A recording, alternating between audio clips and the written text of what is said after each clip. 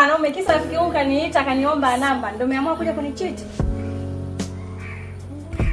Sina kuuliza, ndio umeamua kuja kunichiti?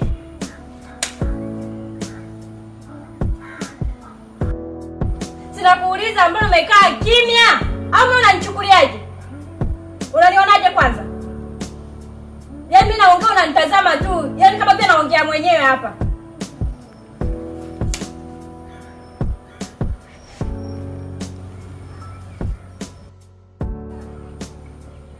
Mimi ni mwepesi sana wa kuachana na mtu ambaye bado namhitaji. Kwa sababu sijui na wala siwezi kuvumilia dharau. Hebu nipishe huko.